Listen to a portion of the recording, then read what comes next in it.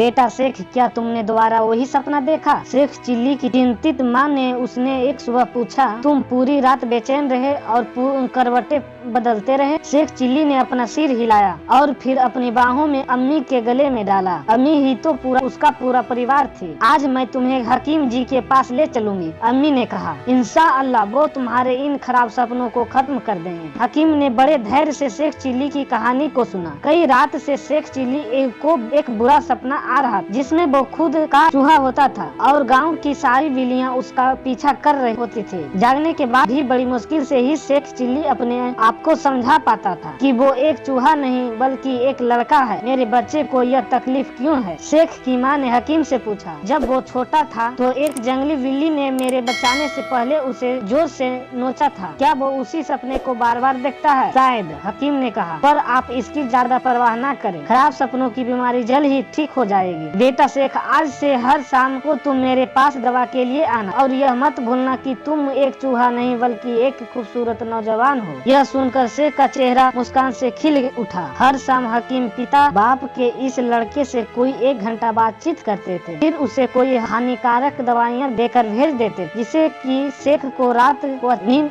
आए। धीरे धीरे शेख चिल्ली और हकीम अच्छे दोस्त बन गए। हकीम ने शेख को अच्छी सेहत और साफ सफाई के बारे में सरल बातें बताई। बेटा शेख, उसने एक शाम को कहा, अगर मेरा एक कान गिर जाए तो क्या होगा? हकीम जी, तब आप आधे बहरे हो जाएंगे। शेख ने हकीम के बड़े बड़े कानों को घूरते हुए कहा। हकीम जी ने कहा, अगर मेरा दूसरा भी कान गिर जाए तो फिर आप अंधे हो जाएंगे। हकीम जी, शेख ने कहा। अंधा घबराए हुए हकीम ने पूछा। हाँ, शेख उत्तर दिया। अगर आपके कान नहीं होंगे तो फिर क्या आपका चश्मा नहीं गिरेगा? हकीम जी यह सुनकर ठहाका मार कर हंसे। तुम ठीक कहते हो शेख, उसने कहा। इसके बारे में तो मैंने कभी सोचा ही नहीं था। धीरे धीरे शेख के खराब सपने बंद हो गए कि वो एक चूहा है। इस बात को सपने में उसने कल्पना करनी बंद कर दी। एक दिन हकीम का एक पुराना दोस्त उसने मिलने के लिए आया। शेख से बाजार से कुछ गर्म जलेबियां लाने के लिए कहा गया। वो बस निकल ही रहा था कि उसे कुछ फीट की दूरी पर एक बड़ी बिल्लियां दिखाई दी। हकीम जी, मुझे बचाइए। शेख हकीम जी के पीछे पड़ छिप कर